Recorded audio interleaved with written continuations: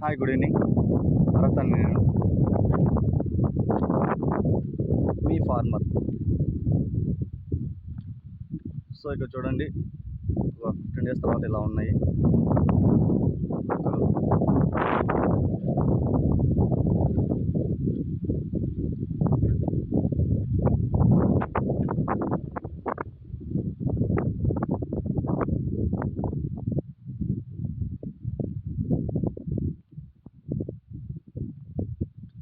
రైతులు పొలాన్ని డ్యామేజ్ చేయకుండా పందుల నుండి 3 వేస్లో సెక్యూర్ చేయడం జరుగుతుంది.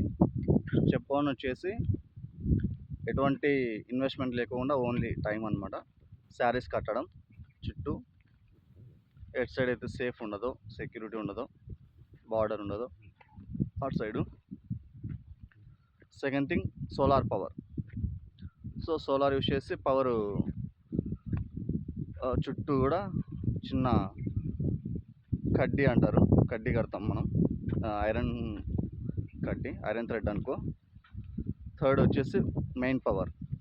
అదనుకో మెయిన్ పవర్కి చచ్చిపోతాయి తగిలితే, సోలార్ పవర్కి జస్ట్ షాక్ అవుతుంది అనమాట, వాటికి షాక్ తగిలితే పారిపోతాయి. థర్డ్ది ఇది మ్యానిపులేషన్. సో ఇట్లా 3 వేస్గా కాపాడతాం మనం.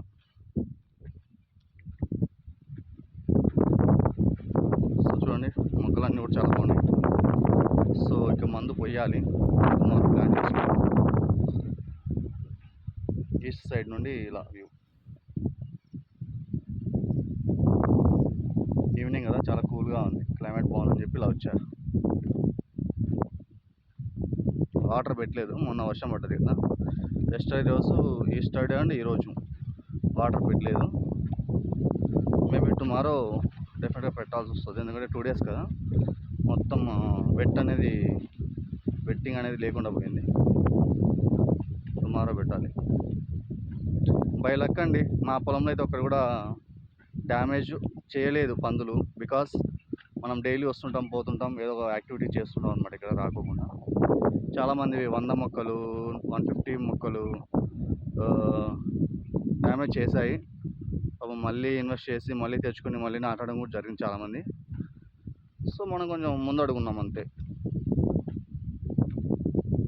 మళ్ళీ వాళ్ళు డైలీ ఫార్మర్స్, ఎప్పటి నుంచో ఫార్మర్స్ అనమాట. సో అదే మనం ఎడ్యుకేషన్ చేసిన వాళ్ళు వస్తే ఒకలా ఉంటుంది వ్యవసాయం.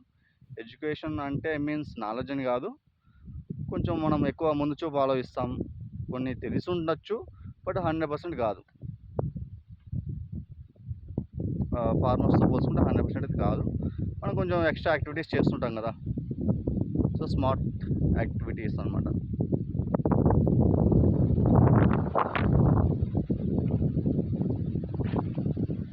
Okay, take care, bye.